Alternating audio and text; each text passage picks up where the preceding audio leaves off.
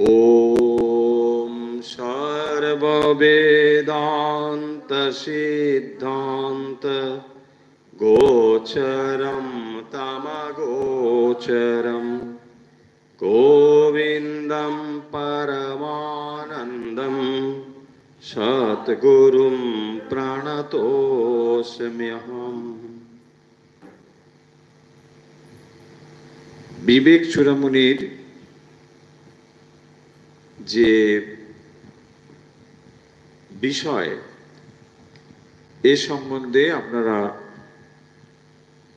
আশা করছি এতদিনে একটি পূর্ণ ধারণা করতে পেরেছেন।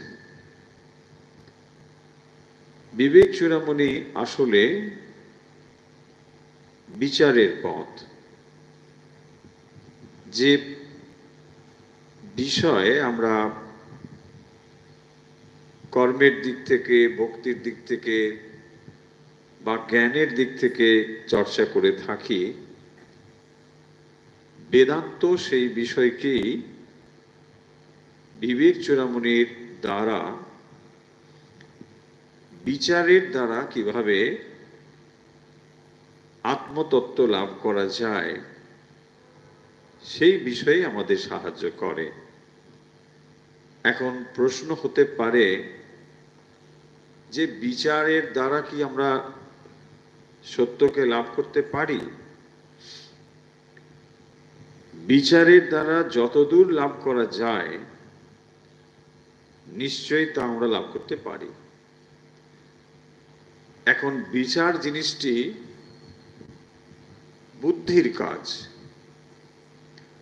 কিন্তু বুদ্ধি দিয়ে সমস্ত কিছুকে জানা যাবে না, এটাও ঠিক। পাশাপাশি এটিও ঠিক যে বুদ্ধি ছাড়া আপনার কাছে অন্য আর কোনো বিষয় নেই। মানে সর্বোচ্চ যে বিষয়ের উপর আপনাকে নির্ভর করতে হয় সর্বদাই, তা হলো বুদ্ধি। কারণ আপনি যা কিছু করেন তা বুদ্ধির ওপরে নির্ভর করেই করেন। বুদ্ধির তারতম্য করতে পারে, কিন্তু সকলেই আপনাদের বিবেচনা বা বুদ্ধির ওপরেই যা কিছু করে। আপনি নানা কিছু শুনছেন, কেউ এটা বললো ওটা বললো, আপনি নিজেও পড়ছেন, তারপরে একটা ধারণা আপনি তৈরি করেন যে না, আমার এটা করা উচিত অথবা এটা উচিত নয়। তার মানে সর্বোচ্চ সিদ্ধান্তের জায়গাটি কিন্তু বুদ্ধি। ফলে এই বুদ্ধির দ্বারা যতদূর অগ্রসর হওয়া যায়, বিবেক চূড়ামণি কিন্তু আমাদের ঠিক ততদূর নিয়ে যায়। তাই বিশ্লেষণ বা বিচারের যে কোনো জায়গা নেই, এটা যেন আমরা মনে না করি। কারণ আমরা যা বা যেভাবে আমরা চিন্তা করছি, যেভাবে আমরা আচরণ করছি, এসবই কতগুলো সিদ্ধান্তর ওপরে আপনার বিশ্বাস, তার উপরে চলছে।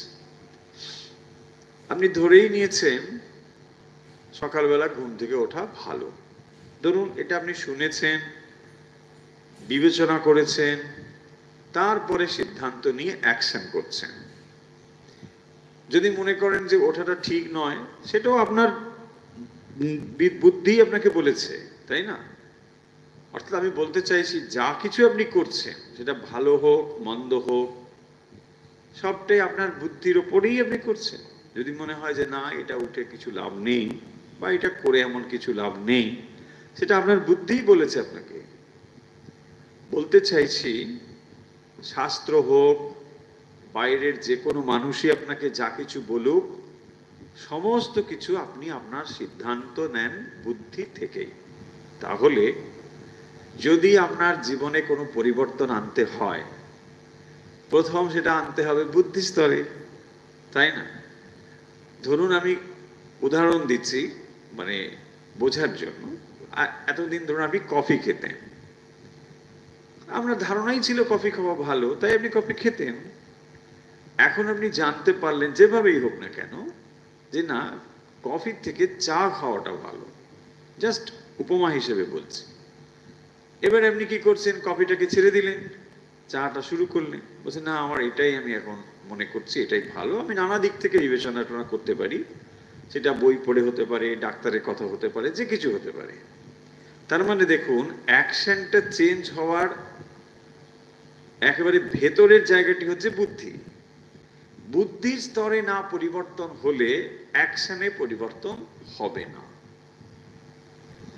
তাই দেখবেন এই যে বিচারের জায়গাটি এখানেই কিন্তু রয়েছে। তার মানে আপনাকে যতবার যে কেউ বলুক না কেন, আপনি যদি বুদ্ধির কাছে কনভিন্সড না হন, কিছুতেই আপনি চেঞ্জ করবেন না, তাই না? এটাই তো স্বাভাবিক, মানুষের বুদ্ধি এইখানেই। অন্যান্য প্রাণীদের ক্ষেত্রে এটা অন্যভাবে কাজ করে, কিন্তু মানুষের ক্ষেত্রে এটা এইভাবে কাজ করবে। আপনাকে কনভিন্সড হতে হবে যে না এটা ভালো। ধরুন সকালবেলা হাঁটা, বলছে হ্যাঁ এটা ভালো।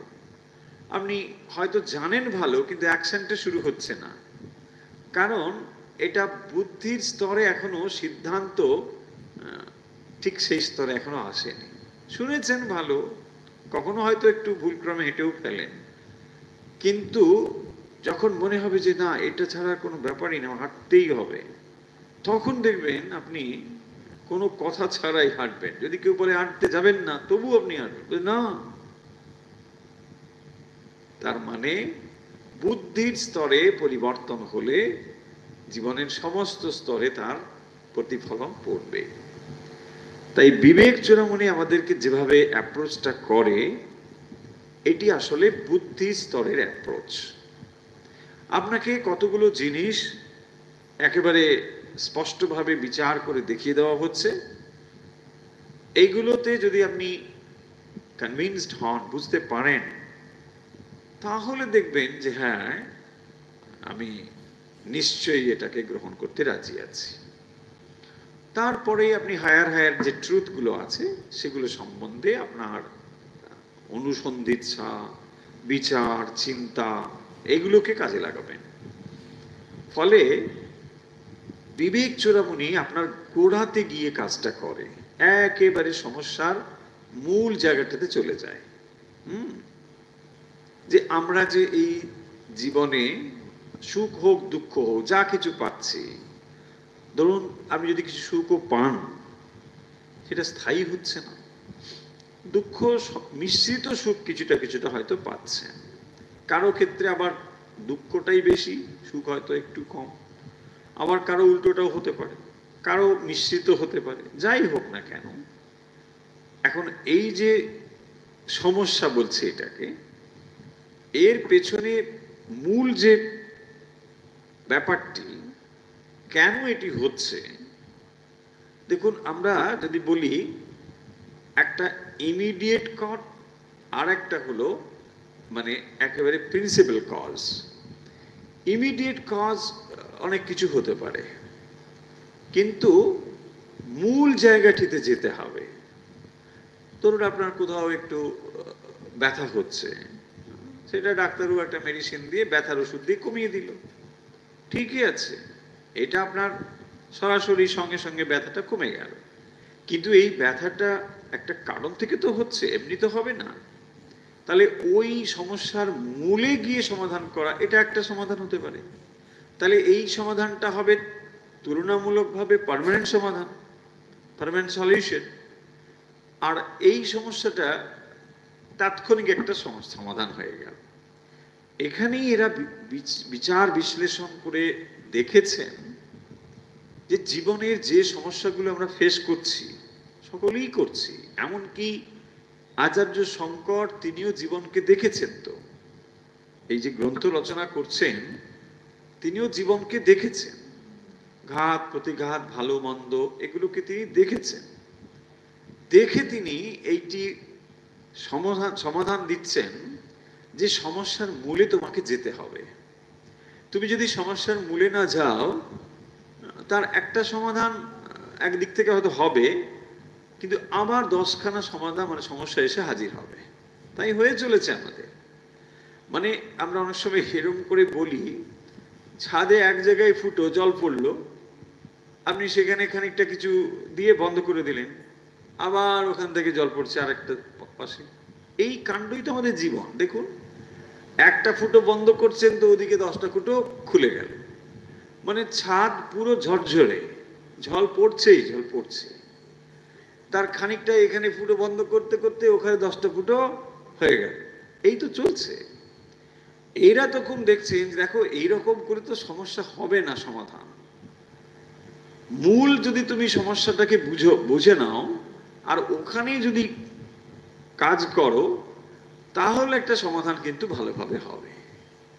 দেখুন, তাহলে এরা কোন লেভেলে কাজটা করছে এই জায়গাটাকে বুঝতে হবে। শাস্ত্র আমাদের কোন লেভেলে কাজ করে। আমরা আসলে কি চাই দেখবেন, একটা তাৎক্ষণিক সমাধান চাই। না এখন আমার কি হবে, ও করেছে, মারো একটা, ওকে একটা ঘুষি দিয়ে দাও। আরে না না, এরকম করে হবে না, তাই না? কেউ হয়তো আপনাকে ধরুন একটা কিছু প্রতিবাদ করলো, কিছু একটা করলো, মেরে ফেললো, মুক্ত সঙ্গে সঙ্গে না ওকে মেরে ফেলো, ওকে না ওকে মেরে দেন, আরো কিছু। ঠিক, এটা একটা তাৎক্ষণিক সমাধান হতে পারে, কিন্তু কেন এগুলো হচ্ছে এর আরো গভীরে তো যেতে হবে। এরা একেবারে গভীরে গিয়েছে। তাহলে যখনই আমরা কোনো জাগতিক সমাধানের কথা ভাবি, তখন সেটি আসলে তাৎক্ষণিক সমাধান। আর যখন আমরা পারমার্থিক স্তর থেকে তার সমাধানটাকে ভাবছি, তখন সেটা হবে পার্মানেন্ট সলিউশন। এটা হলো তফাৎ। হ্যাঁ, এবার দেখুন আপনি কোন দিকে যাবেন। যদি বলেন না একটু ব্যথার ওষুধটা খেয়ে নি, ব্যথাটা একটু কমে যাক, তারপরে তখন বড় ডাক্তারবাবু দেখিয়ে ওটা সারাবো, ঠিক আছে, তাই যদি আপনার হয় তাই করুন। তার কারণ আপনার অন্তত বেসিক সমস্যাগুলো সমাধান হয়েছে বলে ধরে নিচ্ছি। এই জীবনে বেঁচে থাকার জন্য খাদ্য, বাসস্থান খানিকটা হলেও ঠিক আছে, ধরে নিচ্ছি আপনার খানিকটা শিক্ষা রয়েছে যার দ্বারা আপনি বিচার বিশ্লেষণগুলো করতে পারেন। তাহলে এখন তো আপনার উচিত একটু পার্মানেন্ট সলিউশনের দিকে যাওয়া, নাকি চিরকাল ওই খালি এখানে একটু ওখানে একটু রিপেয়ারিং জব করে হবে? তাহলে প্যাচ ওয়ার্ক করে করে তো বেশি দিন হবে না, তাই না? আপনাকে একটু সমাধানের দিকে যেতে হবে। এটাই এখানে বলছেন, এবং শাস্ত্র পাঠের দ্বারা আমরা অ্যাকচুয়ালি এই কাজটাই করছি, যে আমাদের জীবন সমস্যার আমরা গভীরে যাব, সেখান থেকে আমরা কি সমাধান করতে পারি সেটাকেই দেখব। তাই জন্য আমরা, আপনি জপ বলুন, ধ্যান বলুন, আধ্যাত্মিক অভ্যাস বলুন, যা কিছু সবই কিন্তু সমাধানের, মানে খুব গভীরে, সমস্যার গভীরে গিয়ে সমাধানের চেষ্টাকেই বলা হবে আধ্যাত্মিক ক্রিয়াকলাপ, বিশ্লেষণ, বিচার, যা কিছু। আশা করছি এতদূর পর্যন্ত আমরা জিনিসটা একটা ধারণা করতে পেরেছি। যে না হলে কি হবে জানেন, এই শাস্ত্র পাঠ আর জীবনের সঙ্গে আমরা মেলাতে পারবো না। কেন এগুলো আমরা পড়ছি? এক সময়, বিশেষ করে ছোটবেলার সময় যখন অঙ্ক টঙ্কগুলো পড়তে হতো, তখন মনে হতো যে কেন এইগুলো পড়তে হচ্ছে, এই অঙ্কগুলো পড়ে আমাদের হবে কি? কিছুতেই এটা বুঝতে পারতাম না, ওই বয়সে তো নয়। খালি দেখবেন এই হচ্ছে একটা চৌবাচ্চা ভরে গেল এত মিনিটে, তারপরে এত মিনিটে খালি হয়ে গেল, এসব অঙ্ক ছিল না, অ্যারিথমেটিক টেটিক ছিল এসব। আমি বললো চৌবাচ্চা ভর্তি কেন করার দরকার আছে, খালি করারই বা কি দরকার আছে, আমারই বা এইসব জেনে কি হবে? হ্যাঁ, যদি জল থাকে জল ভরে নাও বাবা, বৃষ্টি হলে বৃষ্টিতে করে দাও, নাহলে পাইপ দিয়ে ভরে নাও, যা কিছু করো, আমাকে কেন এর মধ্যে জড়াচ্ছে? হ্যাঁ, এত মিনিটে একটা পাইপে এত জল ঢুকলো, তারপরে দুটো পাইপ খুলে দেওয়া হলো, সেখানে ট্যাপটা দিয়ে এত জল বেরিয়ে গেল, কত সময় লাগবে তাহলে ভরতে? এইসব বলো, কি কাণ্ড এইসব, তাই না? পয়েন্টটা হলো, যদি এইগুলোর সঙ্গে জীবনের প্রয়োজনীয়তাটাকে না বুঝতে পারি, তাহলে ওটা আমাদের কিছুতেই না গুরুত্ব দিয়ে শিখতে পারবো না। কি দরকার, ওটা একটা আলাদা জিনিস, এটা একটা, তাই না? এবং তখন দেখবেন প্রথম প্রথম কেউ অ্যালজেব্রা শেখে, সেখানেও দেখবেন ওগুলো ঠিক বুঝতে পারে না। বাচ্চাদের ওগুলো তো বোঝানোই হয় না, মুখস্থ করে যাও a + b² আরে কি দরকার আমার, এ কেন, কি ব্যাপারটা কি, বি বা কি দরকার, এ বা কি দরকার, না ধরে নাও এ সমান এ, আমার দরকার দরকার দরকার কি? আর যে ধরেই নেবে তাহলে সবই ধরে নাও, আমার কি এসব চাপ, তাই না? এসব খুব মনে হতো। তো যখন আমরা বুঝতে পারলাম যে না, এগুলো একটা বিরাট প্রয়োজনীয়তা আছে, তখন এগুলো নিয়ে আর এই ধরনের সমস্যাটা ছিল না।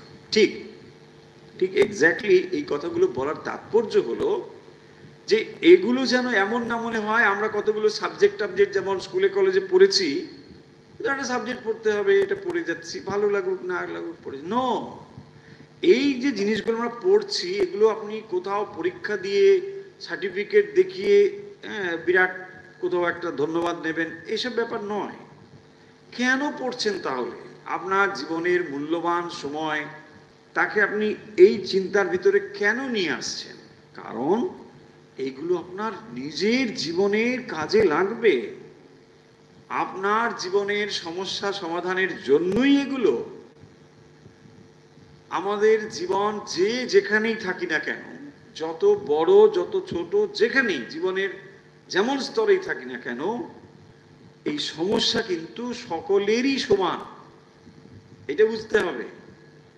তাই যে শাস্ত্র বলছে না, তাহলে প্রথমে লিখে দিতে পারতো যে এটা এদের সমস্যা, তারা পড়বে, তাই না? ধরুন দেবেন এটা বই যখন আপনি কিনতে যাবেন, সেখানে ওপরে ক্লাস লেখা থাকে, এই শ্রেণীর জন্য এই বই। তাহলে এখানে তো বলা থাকতো এই বই অন্যরা পড়িবেন না, যাহারা কেবল আত্মজ্ঞান লাভ করিতে চাহেন তাহারাই পড়িবেন। তা তো নয়, তাই না? সিলেবাসের মতো থাকতো, লিখে থাকতো।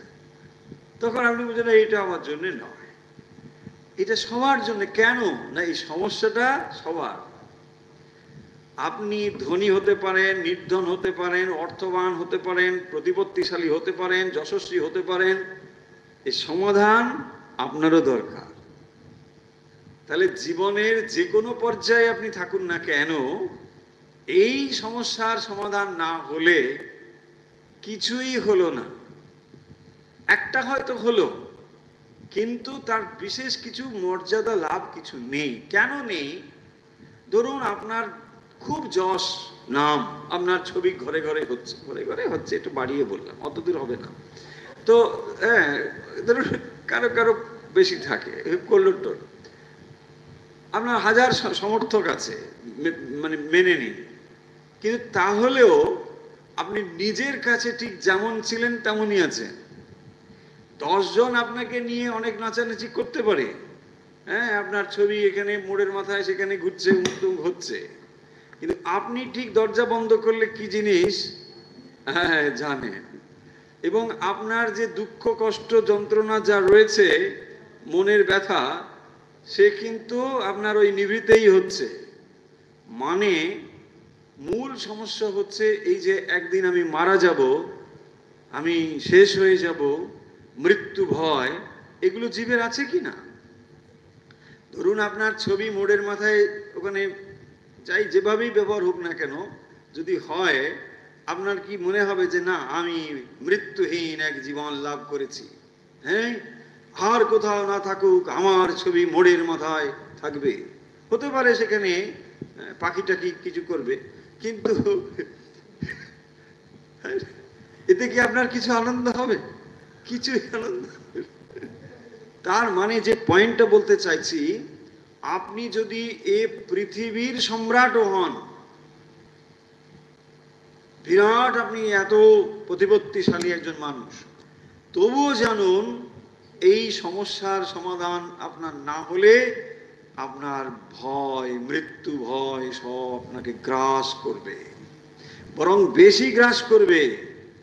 যত বড় মহান আপনি বলে এখানে সবাই আপনাকে পুজো করে, তত বেশি আপনার ভেতরে ভয় থাকবে, এরে বাবা সব চলে যাবে, কত ভালো ছিল, এরপর কি হবে, এসব চিন্তা হবে কি না? তাহলে মূল জায়গাটি হলো, যতদিন পর্যন্ত এই সমস্যার সমাধান না হচ্ছে, ততদিন জাগতিকভাবে আপনি যত মহান বলেই পরিচিত হন না কেন, যত বিরাট পুরস্কারেই আপনি ভূষিত হন না কেন, আপনি ঠিক যেখানে ছিলেন সেখানেই থাকবেন। বরং আপনার আরো কিছু উপাধি সংযুক্ত হচ্ছে, অহংকার আরো একটু বরং পলিশড হচ্ছে।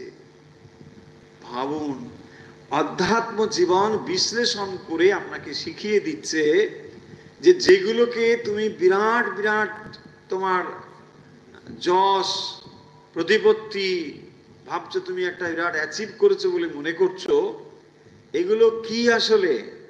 এগুলো এক একটা হচ্ছে উপাধি, এবং সেই উপাধির দ্বারাই তুমি আসলে ঘুরছো।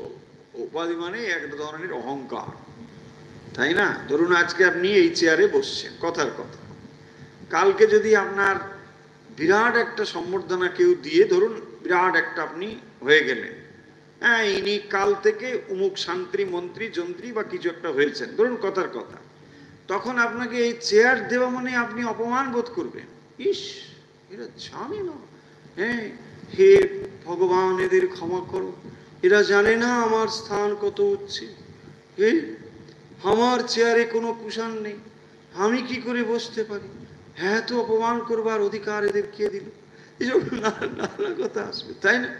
কেন হচ্ছে ভাবুন, আপনি তো সেই মানুষই আছেন, কিন্তু ওই যে হাওয়া আপনাকে দেওয়া হয়েছে, তাতে আপনার বেলুন এত ফুলে গিয়েছে।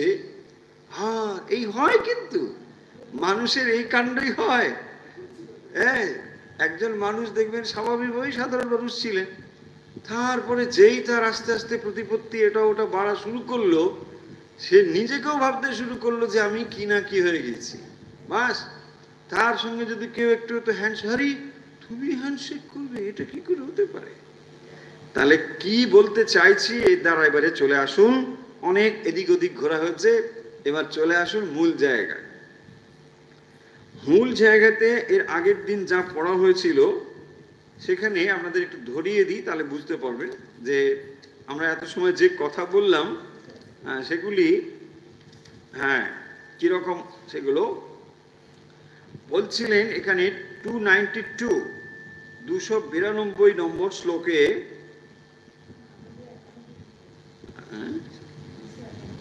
আচ্ছা 291 সেখান থেকেই যদি দেখেন তাও দেখুন, ওখানে একটি উপমা দেওয়া হয়েছে, যত্রৈষ জগতাভাসো দর্পণান্তপুরম যথা তৎ ব্রহ্মাহমিতি জ্ঞাত্বা কৃতকৃত্য ভবিষ্যসি।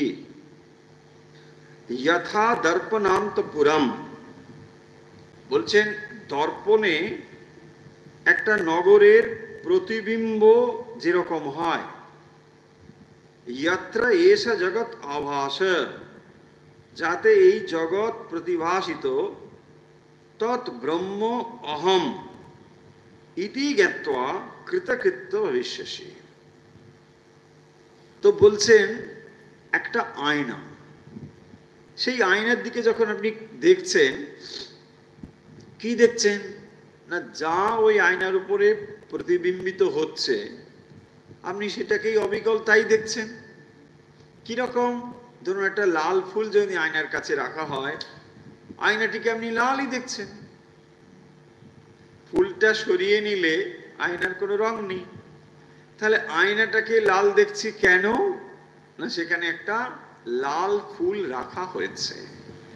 এখন বলছেন যে ঠিক সেই রকম ভাবে এই যে চৈতন্য, তার ওপরে জগৎ প্রতিবিম্বিত হয়েছে, চৈতন্যের ওপরে জগৎ প্রতিবিম্বিত হওয়ার ফলে আপনি কনফিউজড হয়ে যাচ্ছেন। কিরকম ভাবুন, দেখুন ভালো করে চিন্তা করুন, একটা জিনিস আয়না, একটা জিনিস ফুল, ফুলটা কিন্তু দূরে আছে, আয়নাটা অন্য জায়গায় আছে, তার প্রতিবিম্ব এসে পড়ছে আয়নাটায়।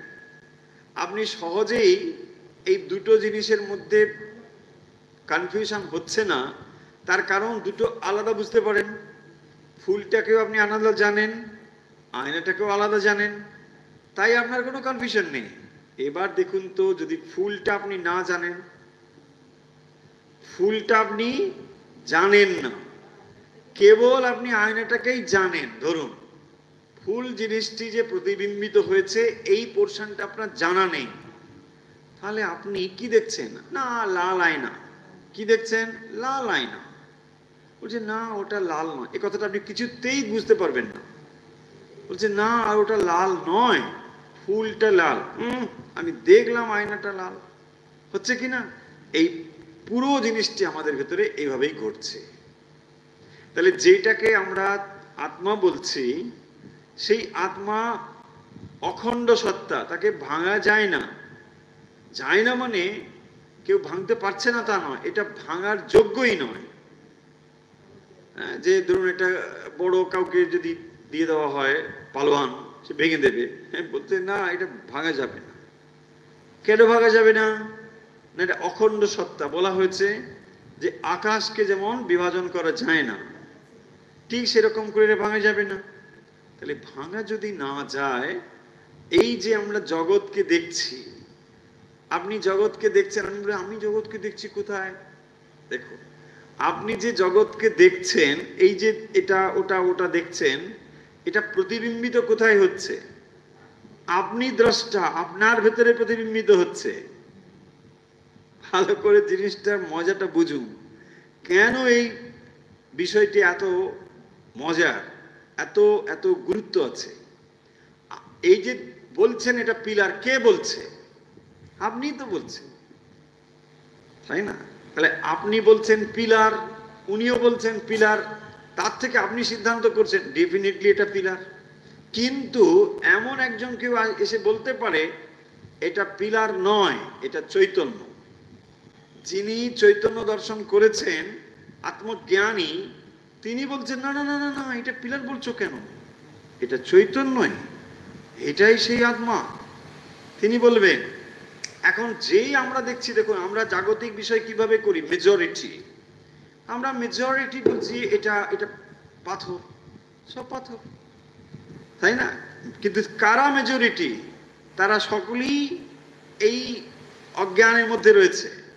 তো সকলে যখন অজ্ঞানের মধ্যে রয়েছে, তারা যেটা বলছেন আমরা সেটাকেই সিদ্ধান্ত বলে গ্রহণ করছি, তাতেই সমস্যাটা হচ্ছে। তাহলে যখন এটাকে আপনি পিলার বলে বলছেন, এইটা আপনার ভেতরে যেভাবে প্রতিবিম্বিত হয়েছে, সেই চৈতন্যের উপরে জড় প্রতিবিম্বিত হওয়ার ফলে আপনি এটাকে জড় বলেই দেখছেন।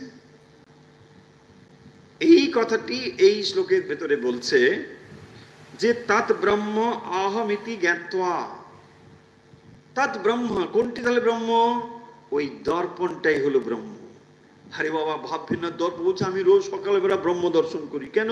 না, সকালবেলা উঠেই আমি দেখি। ওটা ব্রহ্ম নয়, উপমা দেওয়া হচ্ছে। দেখ, এত শুনে শুনে কারো কারো বুদ্ধি এত তীক্ষ্ণ হয়ে গিয়েছে, যা উপমা দেবো এটাকে আক্ষরিক অর্থে ব্যবহার করে ফেলছে। মানে মুশকিল। বলছি আপনিই তো বললেন দর্পণই ব্রহ্ম। আমি তো সেই জন্য ঘুম থেকে কিছুই না দেখে চোখ বন্ধ করে আয়নার সামনে দাঁড়িয়ে মানে তারপরে এসব করি, ব্রহ্ম দর্শন করছি। তাহলে এই যে জগৎকে উদ্ভাসিত দেখছেন, দেখুন কিভাবে দেখছেন। জগৎকে আপনি বাইরে উদ্ভাসিত দেখছেন, আপনার ভেতরেও উদ্ভাসিত দেখছেন। কারণ এই প্রতিবিম্ব এসে পড়ছে আপনার শরীর মনের ওপরে। শরীর, মন, ইন্দ্রিয়, বুদ্ধি সব প্রতিবিম্বিত হয়ে পড়ছে, তারপরে এই সব দেখছেন। তাহলে অহং বৃত্তি আগে জাগছে, তারপরে এই বৃত্তিগুলো জাগছে। এই যে বাইরের যেগুলো, এই সমস্ত বৃত্তিগুলো যে জাগছে, তার কার উপরে জাগছে? সমস্ত বৃত্তি জাগবার নিশ্চয়ই একটি একটি বেসিক কিছু ব্যাপার রয়েছে। দেখুন, এই যে প্রতিবিম্ব শব্দটা বলা হচ্ছে, নিশ্চয়ই কোনো একটি সারফেসের ওপরেতে প্রতিবিম্ব হবে। সেটা জলে হোক, সেটা আয়নায় হোক, সেটা যেখানেই হোক। তাহলে একটা সারফেস লাগবে যার উপরে এটা হবে। ঠিক একই রকম ভাবে এই যে সারফেস যার ওপরে এই সব কিছু প্রতিবিম্বিত হয়েছে, সেটাই হচ্ছে ব্রহ্ম, সেটাই ব্রহ্ম। তাহলে যখন দেখুন, এবারে আপনি আয়নাটাকে যদি ফোকাস করতে চান, আয়নাটা আপনি কি দেখছেন? আপনি দাঁড়িয়েই আপনাকে দেখছেন। আমি দেখছি কি আয়না? আয়না তখন আর মনে পড়ছে না, আপনি নিজেকেই দেখছেন। ধরুন এত ভিভিড, এত স্পষ্ট, কি দেখছেন? বলছে না আমি আমাকেই দেখছি। বলছে না না না, আয়নার দিকে ফোকাস করো।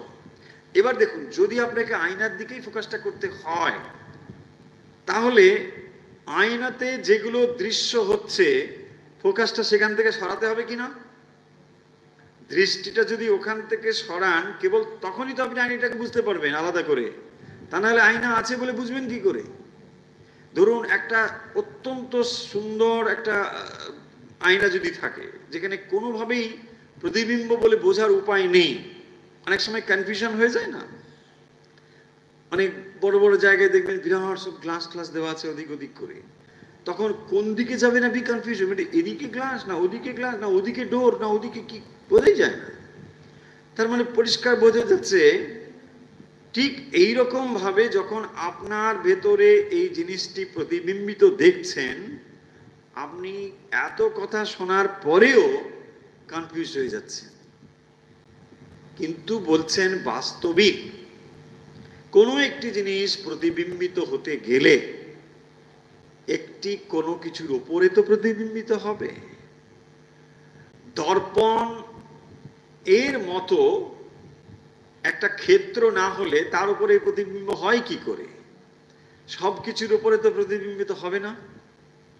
তাহলে বলছেন এই সমগ্র জগৎ, জগদাভাস, জগৎ যে আভাসিত হচ্ছে, যেটাকে দেখা যাচ্ছে জগৎ বলে, এই জগৎটি আসলে ব্রহ্মের ওপরেই প্রতিবিম্বিত হয়েছে। তাই যখন আপনি জগৎকে দেখছেন, তখন ব্রহ্ম দৃষ্টিটা যেন এড়িয়ে যাচ্ছে। তাই যখনই আপনাকে ব্রহ্ম দৃষ্টি করতে হবে, তখন সমস্ত উপাধিগুলোকে সরাতে হবে। যদি বলা হয় আপনি একটা আয়না দেখছেন, একদম লাল আয়না দেখছেন, বারবারই দেখছেন, বারবারই লাল দেখছেন, কনফিউশন হচ্ছে আয়নাটা লাল নাকি ফুলটা লাল। ফুলটা কিন্তু আপনি জানেন না। বলছেন না না না, ওটা আয়নার রং নয়, ফুলের রং। কিন্তু আপনি কি দেখছেন? আয়নাটাকেই লাল দেখছেন। এত বিচার করার পরেও আপনি দেখছেন আয়নাটা লাল। এই লাল মানে কি? যত বাইরের প্রপার্টিগুলো সব যেন আত্মার উপর এসে পড়েছে। তাই আপনি কি ভাবছেন? আমি সুখী, আমি দুঃখী। এই সমস্ত হচ্ছে আত্মার উপরে আরোপিত প্রপার্টি, কোনোটাই আত্মার নয়। ভাবুন, আয়না তো আয়নাই, সেটা লাল কি নীল কি কোনো কিছু নয়। আত্মা তো আত্মাই, কিন্তু তার উপরে এইগুলো এসে পড়ছে। তাই আপনি কি করছেন? এই একটা উপাধি সংযুক্ত হচ্ছে। আপনাকে যখন বলা হচ্ছে আপনি কে, আমি অমুক শ্রীমতী, কেন? আপনি তো আত্মাই। বলছে না না না, আত্মা কি ওসব না, আত্মতত্ত্ব বলবেন না, ভয় করে। আমি শ্রীমতী, ভয়ঙ্করই হতে পারে, সেটা আলাদা কথা, কিন্তু আমি শ্রীমতী। হ্যাঁ, তার মানে দেখুন ওটা একটা উপাধি। তাহলে যত রকম উপাধি সংযুক্ত করে আপনি নিজেকে যখন দেখছেন, তখন দর্পণের ভূমিকাটা আপনি ভুলে যাচ্ছেন। বারবার এই কনফিউশন হচ্ছে, বারবার এই কনফিউশন হচ্ছে। সেই জন্য আপনাকে এখন বলছেন যে আত্মা সমস্ত উপাধি বর্জিত। এই যে আগের শ্লোকগুলো বলা হয়েছিল, সেখানে কি বলা হচ্ছিল? যে তুমি কিভাবে চিন্তা করো, স্বাধ্যাস অপনয়ম কুরু, স্ব অধ্যাস অপনয়ম কুরু। নিজের প্রতি যে এই যে নিজের অধ্যাস, নিজে অধ্যস্ত হয়েছেন, কারণ নিজের সম্বন্ধে নিজের ভ্রান্ত ধারণা তৈরি হয়েছে। কিন্তু দেখুন, এই ভ্রান্ত ধারণা যেমনই হোক না কেন, একটা স্বচ্ছ তফাৎ রয়েছে। যখন একটা আয়নাকে আপনি লাল দেখছেন, আয়নার কোনো প্রপার্টি নয় ওটা, ওটা ফুলের বা অন্য কোনো বস্তুর। তাহলে একটা স্পষ্ট ব্যবধান রয়েছে। এই ব্যবধানটাকে যদি আপনি জেনে যান, তাহলে আপনার আর দুঃখের কোনো কারণ নেই। দেখুন, ষষ্ঠ এত মানে সুস্পষ্টভাবে জিনিসটি বলা হচ্ছে।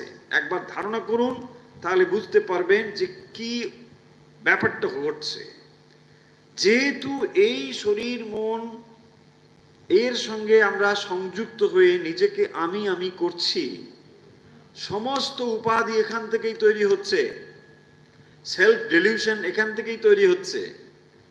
এইটাকে একবার যদি আপনি বুঝতে পারেন যে দুটোর মধ্যে বিরাট তফাৎ আছে, ফুলটা একটা আলাদা জিনিস, দর্পণ একটা আলাদা জিনিস, তার উপরে প্রতিবিম্বিত হয়েছে বলে আমি কনফিউজড হয়ে যাচ্ছি, আমি ভাবছি আয়নাটাই লাল। নো, কোনোদিন নয়। এইটিকেই আপনাকে এখন আবিষ্কার করতে হবে। হ্যাঁ, এটাকে বিচার করে করে জানতে হবে। অন্তত বুদ্ধি দিয়ে তো আপনি বুঝতে পারছেন দুটোর মধ্যে একটা তফাৎ আছে। সেই প্রতিবিম্বিত হওয়ার ফলে, প্রতিবিম্ব এখানে পড়বার ফলে আমি নিজেকে সুখী দুঃখী যা কিছু ভাবছি। আর যেমন যেমন আপনি নিজেকে অধ্যস্ত করে উপাধি সংযুক্ত করছেন, আপনার ব্যবহারও তাই হচ্ছে। তাহলে সব কিছু নির্ভর করছে উপাধির উপরে, তাই না? যখন আপনি নিজেকে মা বলে ভাবছেন, দেখুন আপনার সুখ অথবা দুঃখ মাতৃত্বের দিক দিকে প্রকাশিত হচ্ছে।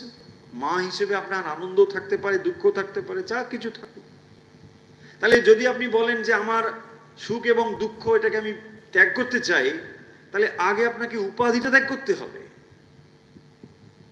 তা নাহলে হবে না। তা দেখুন, মা হিসেবে আপনি আপনার ভালো অথবা মন্দকে কিছুতেই এড়াতে পারবেন না। হ্যাঁ,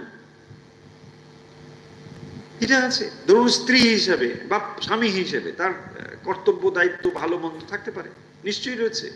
এখন এইগুলো ধর আমি সবসময় ভাবছি আমি স্বামী, আমি স্ত্রী, আর তার বিপরীতে যে কর্তব্য দায়িত্ব সুখ অথবা দুঃখ, এটাকে আমি পরিহার করব কি করে?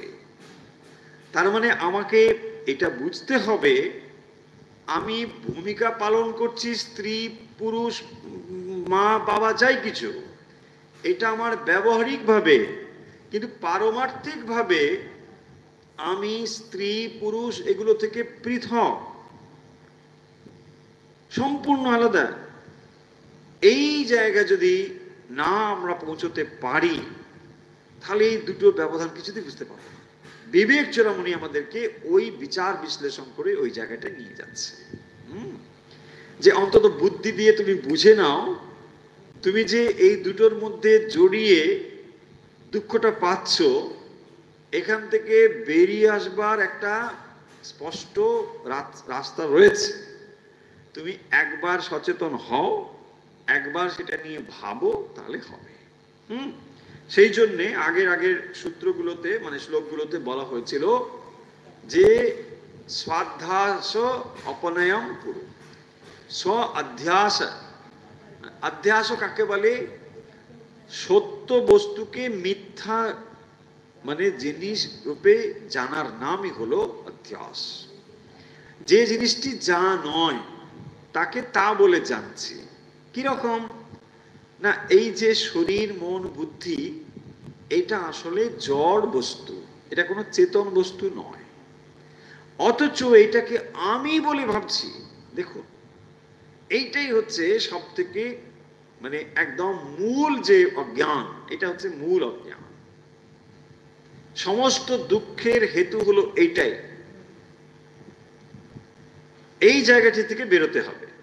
আগেও বলেছি, দেখুন আপনার মনে প্রশ্ন হবে, আচ্ছা আমি যদি কোনোভাবে ভাবি যে এই দেহটা আমি নই, দেখুন এটাকে ভুল বুঝবেন না যে তাহলে দেহটা আমি নই মানে দেহটাকে আমি তাহলে ফেলে দিই। নো, দেহটাতে থেকেই আপনাকে এই তত্ত্ব জানতে হবে। দেহ ছাড়াও আপনি এই তত্ত্বকে জানবার কোনো রাস্তা পাবেন না। কিন্তু আমার এটাও ঠিক, দেহটাও আমি নয়।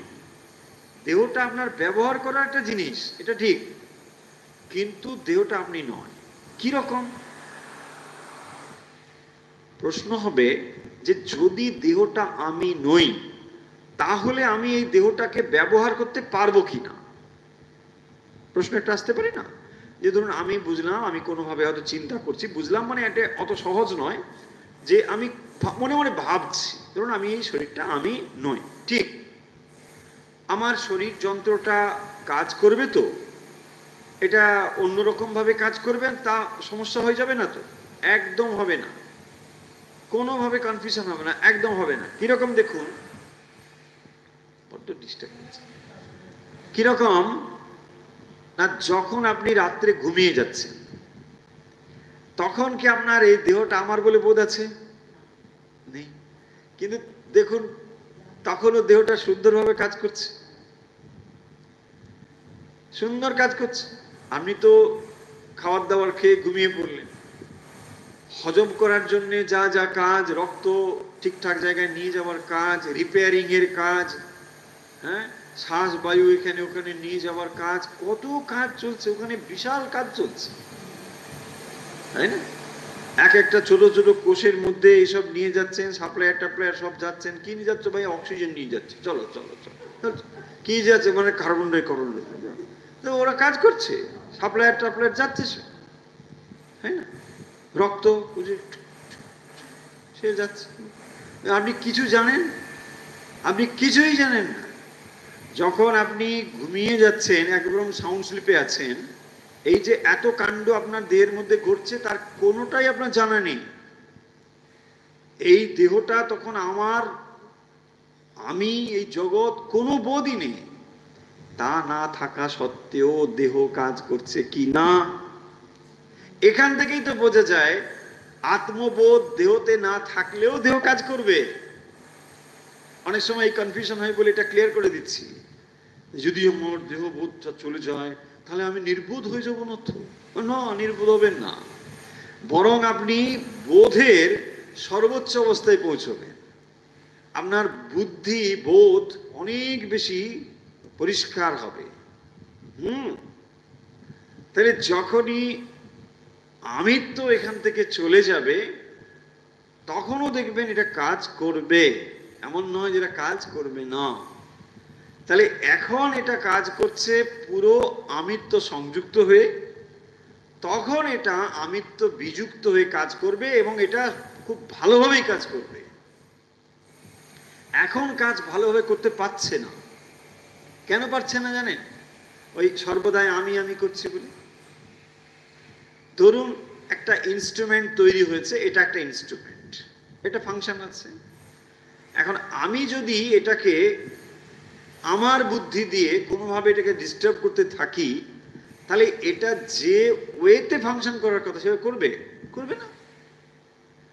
তাই এই ডিভাইসটা যেভাবে কাজ করবার দরকার, এই বিশ্ব প্রকৃতি এটাকে যেভাবে তৈরি করেছেন, এটা সেভাবে কাজ করতে পারছে না। কারণ সর্বদাই আমি এটাকে আমার মতো করে টেনে ধরছি। এ বলছে যে না, আমি ভগবান লাভ, ভগবান লাভ, দাঁড়াও, ভগবান আগে করতে হবে, তুমি যাও ওখান থেকে। সর্বদাই টেনে রাখছে। তার মানে যখনই এটার সর্বোচ্চ যে সম্ভাবনা, সেই সম্ভাবনাকে যেন আমরা নামিয়ে দিচ্ছি, তাকে আমরা সবসময় বিলম্বিত করছি। না, দাঁড়াও দাঁড়াও, এ তো যা দেখছি 10 জন্মেও হওয়ার কথা নয়। কে বলেছে আপনাকে?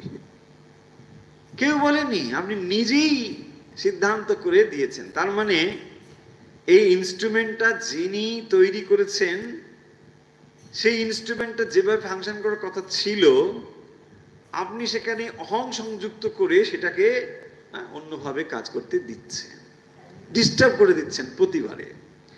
সেই জন্যে এখানে আরেকটি সুন্দর উপমা ব্যবহার করেছেন আচার্য। তিনি বলছেন যে যখন কোনো নাটকে অভিনয় হয়, তখন কি হয়, অনেক রকম ভূমিকাতে অভিনয় করে। এখন এই অভিনয় করবার সময় এক একটা পোশাক পরতে হয়, এক একজনের এক এক রকম অভিনয় অনুযায়ী পোশাক থাকে। সেই রকম ভাবে সে যদি ওই পোশাকটা ধরুন অভিনয় করবার পরেও যদি না খোলে, তাহলে কেমন হাস্যকর হবে। তুমি বলছে না, সাজঘরে গিয়ে খুলে তো ফেলো, বলছে না আমি খুলবো না, আমার খুব ভালো লেগেছে। বলছেন সেটাও যেরকম হবে, আসলে এই যে তুমি মানব দেহ ধারণ করেছো, এটাও তোমার এক রকমের পোশাক। তো এই পোশাকটা তুমি কার উপরে পরেছো? মূল আসলে তুমি সেই চৈতন্য আত্মা। চৈতন্য আত্মার উপরে একরকম পোশাক পরে তোমাকে বলা হচ্ছে মানুষ, আর এরকম পোশাক পরে তাকে বলা হবে বাঘ, আর এরকম হাতি, উট, ঘোড়া, গাছপালা, এইসব হচ্ছে। তাহলে মানে এগুলো এক একটা ভূমিকাতে অভিনয় করবার জন্য এক একটা পোশাক।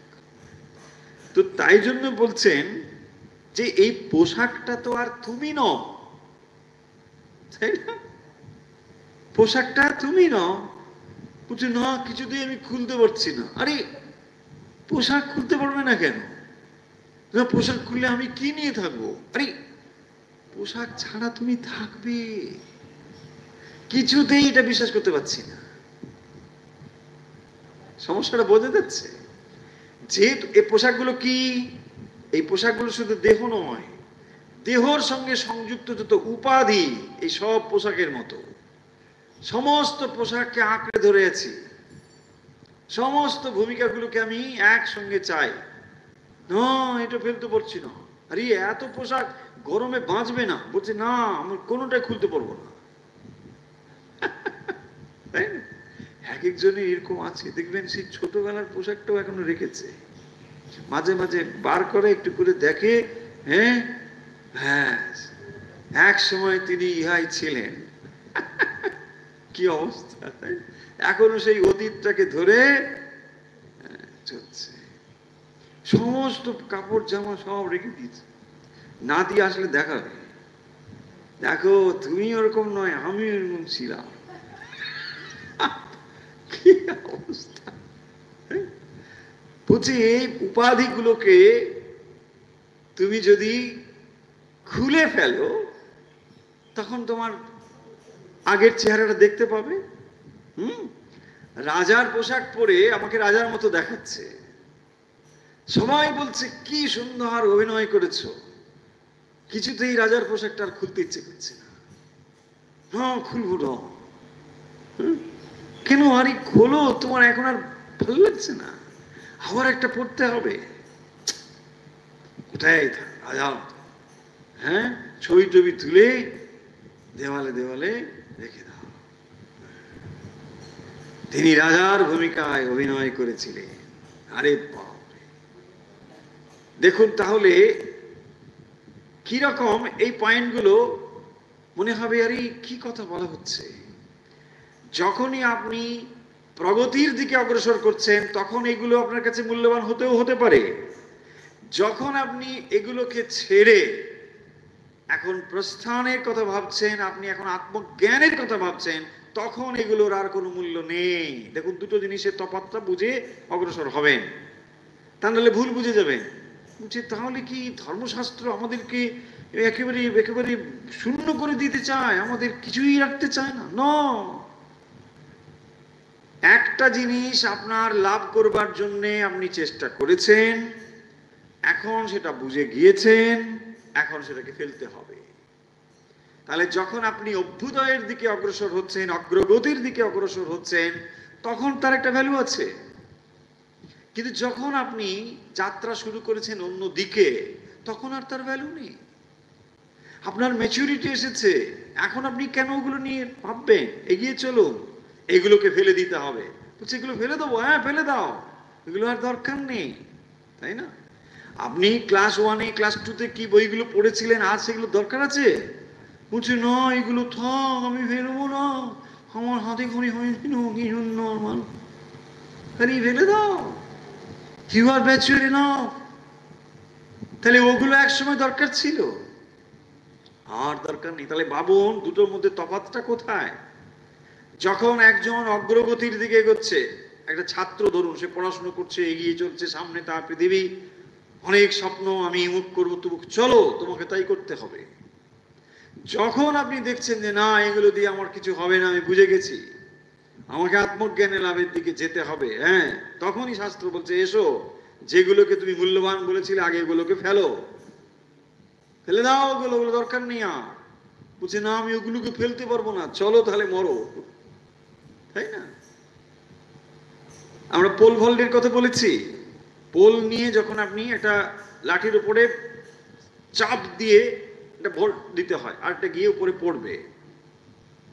তো পোল ভোল্টের ক্ষেত্রে কি হয়, এটা দেখবেন বার রয়েছে, সেই বারটা এখান থেকে একটা জোরে প্রেসার ক্রিয়েট করে দিয়ে ওখানে লাফ দিয়ে পড়বে।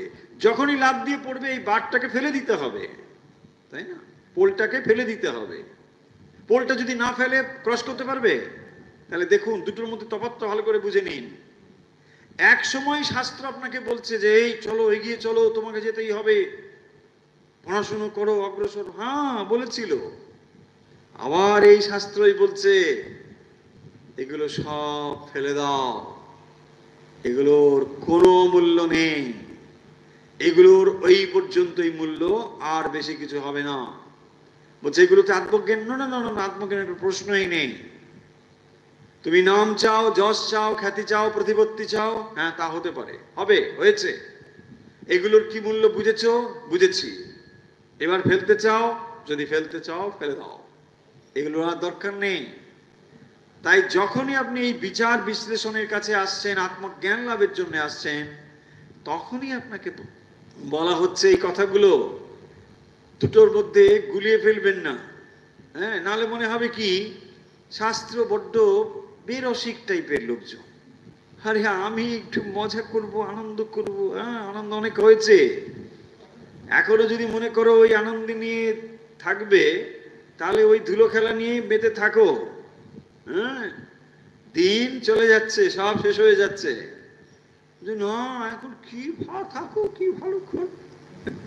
হ্যাঁ, সেই জন্য বলছেন এই উপাধিগুলোই তো তোমার যত নষ্টের গোড়া, এই উপাধিগুলোই তো। ভাবুন তো, উপাধিগুলো আপনার মনে ছাড়া আর কোথায় আছে? যত রকম উপাধি সব আপনার মনে ছাড়া আর কোথাও নেই। ভাবুন, কালকেই ধরুন আপনাকে বলা হচ্ছে আপনি একটা বিরাট কেউ হয়েছে, ধরুন অমুক জায়গায় তুমুক হয়েছে, আপনার কি হলো? আপনার মনই কেবল জানলো যে আমি অমুক জায়গায় তুমুক হয়েছি, এছাড়া তো কিছু নেই। আপনি যেমন মানুষ ছিলেন তেমন, দুটো চোখ, দুটো কান, চারটে মাথা, চারটে মাথা দূর, তা না, একটাই মাথা। হ্যাঁ, মাথা মানে হচ্ছে স্কিল। এই যে দশানন বলা হয় না, 10টা মাথা মানে কি, একজন মানুষ 10 জনের মতো ক্ষমতা ধরে। তাহলে মাথা মানে হচ্ছে ওটে। যাই হোক, তো যখন এই যে এত কিছু ব্যাপার, তা আপনার মনের ক্ষেত্রে আপনি তো যা আছেন তাই আছেন, তাই না? এই সবই তো আপনার মনের খেলা, আর কি বলুন তো, আর কিচ্ছু নেই। আপনি যেদিন কোনো একটা জীবনের পর্যায়ে গিয়ে পৌঁছেছে, ধরুন আপনি একদিন বিবাহ আপনার হলো, কি ছিল, আপনি তার আগেও যেমন মানুষ ছিলেন, পরের দিনও ঠিক সেই মানুষটাই তো আছে। বিবাহ নামক একটা ঘটনা হয়তো ঘটেছে, তাতে আপনার কি হয়ে গেল? আপনার মনটা যা ছিল তাই ছিল, বুঝুন না আজ থেকে আমার কিছুই আজ থেকে না, সেই মনটাই তো। তারপর দিন আপনি ধরুন একটা জায়গায় ম্যানেজার হয়েছেন, কথার কথা, আচ্ছা হলেন ম্যানেজার, কি হলো? আপনাকে ফুলের মালা দিচ্ছে, এগুলো সব বাইরের ব্যাপার, কিন্তু আপনার মনের ক্ষেত্রে আপনি যেমন আছেন তেমনই তো আছেন। মূল পয়েন্ট যেটা বলতে চাই, সমস্ত উপাধি আপনার মনেই, আর কিছু নেই। আপনার মনই এগুলোকে সব বহন করে চলেছে, আর সেখান থেকেই আপনি সুখ অথবা দুঃখ অনুভব করছেন। যদি সেটি সুখকর ঘটনা হয়, আপনি সেটাকে মনের মধ্যে নিয়ে এসে মনে মনে একটা সুখ স্বপ্ন দেখছেন, আর তাতেই তৃপ্তি পাচ্ছেন। Once upon A time there was a king, ব্যাস এই হয়ে গেল। হ্যাঁ, আর কিছু যাওয়ার সময় আপনার মনে পড়ছে, এই এই বিল্ডিং এ একসময় আমি ভাড়া থাকতাম, বা ওইখানে এইটা করতাম, আরে ওটা কি হয়েছে? বলতে না ওখানে আর কিছু নেই, এখন শপিং মল হয়েছে। হয়েছে তো হয়েছে, সো হোয়াট? কেউ কিছু জানে না, আপনি ওটা ক্যারি করে যাচ্ছেন মনে। ভাবুন, তাহলে আপনার মনেই ঢেউ উঠছে। এইখানে সেই ব্যাংক ছিল, এই ব্যাংকে আমি ম্যানেজার ছিলাম, আরে ছিল তো ছিল, কে বহন করে যাচ্ছে? কেউ মনে আছে এগুলো? তাই না? বলছে আমি না অমুক অফিসের তুমুক ছিলাম, আরে ছিলে ছিলে, এখন ওই অফিসে যাও কেউ তোমাকে চিনবেই না, পাত্তাই দেবে না, বলছে এটা কে, সরাও এখান থেকে, একে ডিস্টার্ব করছে কেন? করবে তো। হ্যাঁ, আর যদি আপনি খুব পদমর্যাদার কেউ হন তাহলে তো আরো সমস্যা বেশি, তাই না? কারণ পদমর্যাদা থাকলে আপনাকে ক্ষমতা দিয়ে অনেক কাজ করতে হয়েছে, সেটা কারো অপ্রিয় হতে পারে, সে তো আপনার শত্রু হয়ে বসে আছে, গেলেই দেবে, তাই না? এই পাওয়া গেছে খপ্পরে ধরো। ফলে দেখুন, আমি যে পয়েন্টটা বলতে চাচ্ছি মজা করে হলেও, পুরো জিনিসটি আপনার মনেই আপনি তৈরি করেছেন। উপাধি এইগুলোকে বিশ্লেষণ করে করে আপনার মন থেকে আস্তে আস্তে আস্তে আস্তে ছাড়াতে হবে, তবেই আপনি সেই জায়গাতে যেতে পারবেন। এটাই আপনাকে পথ বলে দেওয়া হচ্ছে, যে একটা একটা পোশাক পরে পরে তুমি এত ভূমিকা অভিনয় করেছো, সেই পোশাকগুলোকে এখন হয়তো তুমি খুলে ফেলেছো, কিন্তু এখন মনে মনে বহন করে চলেছো। সেই ভূমিকা আজ আর নেই, কিন্তু মন বড় সেইগুলোকে বহন করে চলেছে। দেখুন কি অবস্থা। তাই বলছেন যে যদি ব্যবহারিক জগতে তুমি এটার মধ্যে থাকো বা বিশ্লেষণ করে দেখো, পারমার্থিক দিক থেকে এর কোনোটাই তুমি নও, এগুলো থেকে তুমি আলাদা। দেখুন, একজন রাজার ভূমিকা অভিনয় করলো, আবার একজন হয়তো সে কৃষকের অভিনয় করছে, আসলে তো সে এগুলো থেকে আলাদা, তাই না? ধরুন, একজন মানুষ যখন কেউ হয়তো বিরাট একটা ভূমিকা অভিনয় করে, বিখ্যাত হয়ে যায়, তখন আমরা কি করি, ওই ক্যারেক্টারের সঙ্গে ওই মানুষটার ব্যক্তিত্বকে মিলিয়ে দিই, হয় না? ধরুন, কেউ একজন কৃষ্ণের অভিনয় করেছে, বা কেউ হয়তো কোনো একটা ভূমিকা ভালো করেছে, তো আমরা কি বলি, এই লোকটা এরকম, বা রাবণ করলে পরে এই লোকটা ভীষণ খারাপ, রাবণের মতন একদম কি খারাপ, ওরকম ভাবি তো। কিন্তু বাস্তবিক তা নয়, সেটা তার অভিনয়, তাই না? সে ওটা করেছে, কিছু অর্থতত্ত্ব পেয়েছে, সেটা তার কলা রয়েছে, তার মধ্যে শিল্প রয়েছে, সেটা সে দেখিয়েছে, ভালো।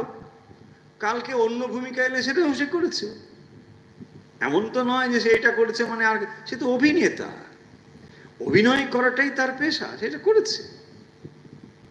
এই যে ব্যাপারটি, তার মানে একটা ভূমিকা সে অনায়াসে ফেলে দিয়েছে।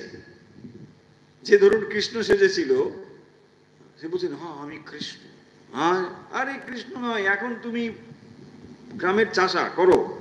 বলছে হ্যাঁ ঠিক আছে। এবার সে কি করছে, তার সেরকম পোশাক, একটা ছেঁড়া জামা টামা পরে, তা সে বলছে না আমাকে এখন ওই কৃষ্ণের মতো বাঁশি নিয়ে আসো। আরে তুমি এখানে বাঁশি বাজি কি করে? ওই পোশাকটা আর চলবে? চলবে না। তাহলে ওই উপাধি আর চলবে না। তাহলে দেখুন, এই সমস্ত উপাধিগুলোই হচ্ছে আমার সুখ দুঃখের কারণ। অথচ আত্মা কোনো উপাধি যুক্ত নয়।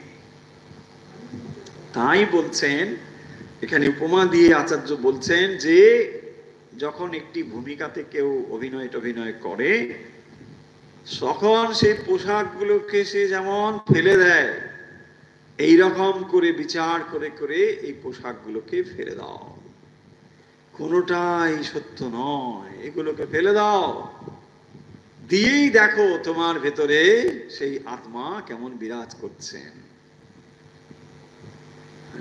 তুমি এগুলোর থেকে সম্পূর্ণ পৃথক, এবং এগুলোর থেকে সম্পূর্ণ আরো বেশি মূল্যবান। তুমি যদি রাজার ভূমিকা করতে পারো, তুমি জানো যে তুমি এই রাজার থেকেও অনেক বড়। তুমি যে যে ভূমিকা অভিনয় করতে পারো, তার থেকে তুমি আরো আরো অনেক বড়, কারণ এই ভূমিকাটাই তোমার সব নয়, আরো অনেক ভূমিকা তুমি করতে পারো। এর পাশাপাশি রয়েছে অহংবৃত্তি, উপাধি সংযুক্ত অহংবৃত্তি। দেখুন, উপাধি শুধু হবে না, তার সঙ্গে অহং রয়েছে। যখনই আপনাকে বলা হচ্ছে আপনি অমুক জায়গার ম্যানেজার, সঙ্গে সঙ্গে আপনার অহংকারটা মানে 10 হাত বড় হয়ে যাবে, তাই না? হরে বাপ রে বাপ। তাহলে দেখুন, অহংবোধ এটা আমাদের উদ্দেশ্য নয়, এটা উপায়। অহংবোধ একটি উপায়, তার দ্বারা আমরা এই পোশাকগুলোকে বিচার করে করে সরিয়ে দিয়ে মূল লক্ষ্যে পৌঁছতে পারি, সেটাই হচ্ছে উদ্দেশ্য। তাহলে অহংবোধ সকলের ভিতরে রয়েছে, উপাধি সংযুক্ত হয়েছে অহংবোধ, এইটা আমাদের উদ্দেশ্য নয়, এটা উপায়। পরিষ্কার হয়েছে জিনিসগুলো? এইভাবে একটির পর একটি বিচারের দ্বারাই কিন্তু আমরা মানে আমাদের ভেতরে যে এইসব নানা রকম বিপরীত ধারণাগুলো রয়েছে সেই ধারণা থেকে আমরা মুক্ত হয়ে যাব। তখনই আমরা বুঝতে পারবো আধ্যাত্মিক জীবন কাকে বলে, কোন জায়গায় কাজ করতে হবে। দেখুন, সমস্যাটা যদি আপনি খুব ভালো করে বুঝতে পারেন, যত সমস্যা ক্লিয়ার হবে আপনার কাছে, সমাধান তত সুন্দর হবে। তা নাহলে আপনার কাছে কি হবে, কি আছে একটু বলেছে গুরুদেব, হরি পুজো করি, একটু করি, নানা রকম করে যাচ্ছে। কেন করছি, লাভ কি, এটা করে আমার কি হবে, মানে আমার সমস্যাটা কোথায়, এইটা তো জানতে হবে। কি আমার সমস্যা, আমার কেন জীবনে দুঃখ, বারবার কেন আমি জীবনে দুঃখ পাচ্ছি, মূল জায়গাটা আমাকে করতে হবে। এইখানেই আপনাকে কাজ করতে হবে, যে এইবারে আমাকে ঘুরে দাঁড়াতে হবে। তখনই আমরা বুঝতে পারবো আসল সমস্যাটা কি এবং তার সমাধানটা কি। সারা জীবন ধরে, হয়তো জীবনের পর জীবন ধরে আমাদের এই ডিটেকশন গুলো করতে করতেই এগোতে হবে। ট্রায়াল এন্ড এরর দিয়ে তো জীবন।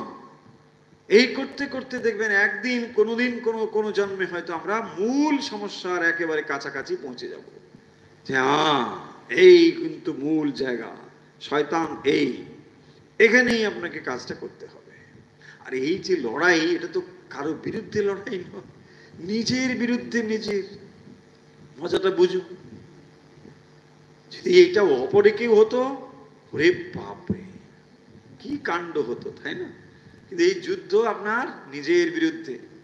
তার মানে প্রতিদিন আপনি নিজেকে আবিষ্কার করার মধ্যে এগোচ্ছেন, প্রতিদিন নিজেকে নতুনভাবে উন্মোচিত করছেন, নিজের প্রতিদ্বন্দ্বী আপনি নিজেই। আমরা বলি না অনেক সময় better tomorrow. Yes, better tomorrow মানে আজকের দিন আপনি যেভাবে অতিবাহিত করেছেন, নিজেকে যেভাবে আবিষ্কার করেছেন, কালকের দিন আপনার সেই প্রচেষ্টাতে আরো একটু মহান হয়ে উঠবে, আরো একটু সুন্দর হয়ে উঠবে। তাই হবে বেটার টুমরো। সেইভাবেই আমাদের জার্নি। তাহলে বিবেক চূড়ামণির কথা আমরা এখানে শেষ করছি। বিবেক চূড়ামণি দেখুন মোটেই বোরিং নয়। যদি এটা বোরিং হয় তাহলে হয় এটা আমাদের ঠিক মতো ধারণা হচ্ছে না, আর না হলে এটা আমরা বোঝাতে পারছি না। এই দুটোর যে কোনো একটা কিছু হবে। যদি এটা ঠিক ঠিক ধারণা করতে পারেন তাহলে বুঝতে পারবেন যে এত মজা রয়েছে, এত আনন্দ রয়েছে এর ভেতরে। কারণ এই যদি আপনার মাথায় একটু অন্তত ঢোকে তাহলে জানবেন এটা বিরাট কাজ হলো, একটা বিরাট সমস্যার আপনার সমাধানের দিকে আপনি এগোচ্ছেন। সেই জন্য বলা হয়েছে স্বল্পম অপ্যস্য ধর্মস্য ত্রায়তে মহতো ভয়াৎ। অল্পস্য, সামান্যতম হলেও, কারণ এটা একটা বিরাট টার্গেট। এত বড় টার্গেটের যদি অল্প একটু অ্যাচিভমেন্ট হয় তাও তো বিরাট, তাই না? আপনি একটা ধরুন অলিম্পিক খেলাতে হেরে গিয়েছেন, কথার কথা, এটাও তো একটা খবর হবে, বিরাট ব্যাপার, তাই না? অলিম্পিকে তিনি হেরে গিয়েছেন, অলিম্পিকে যাওয়াটাই তো একটা বড় ব্যাপার। তাহলে আপনি এই টার্গেটটা করে ধরুন 10 বার ফেলিওর হয়েছে, আমি কথার কথা বলছি, তাহলেও জানবেন প্রত্যেকটা ফেলিওরে আপনার জীবনকে উচ্চতায় তুলে দিচ্ছে। কারণ আপনি তো যা তা টার্গেট করেননি, বিশাল টার্গেট করেছেন। আপনি পারতেন ধরুন এসব না চিন্তা ভাবনা করে আলিস্যি করে সময় কাটিয়ে দিতে পারতেন। বলছেন না না না না না, এই যে আপনি জেগে উঠেছেন, এই যে আপনার ভেতরে জানবার ইচ্ছে হয়েছে, না না একটা মনে হয় কিছু হারিয়ে যাচ্ছি, সময়টা বোধহয় চলে যাচ্ছে, বোধহয় আর একটা কিছু করা যেতে পারতো। ইয়েস, এটাই তো আপনাকে জাগিয়ে দেবে, আপনার ভেতরে সেই আত্মশক্তিকে জাগাতে এটাই তো আপনাকে অগ্রসর করবে, যে চলো এগিয়ে চলো। কারণ এই সুযোগ সম্ভাবনা সবসময় আসবে না, কতদিন আর ঘুমাবে, তখন তো এই জিনিসটা আসবে, তাই না? তাহলে চলুন আজকের কথায় কথায় অনেক কথা হয়ে গেল।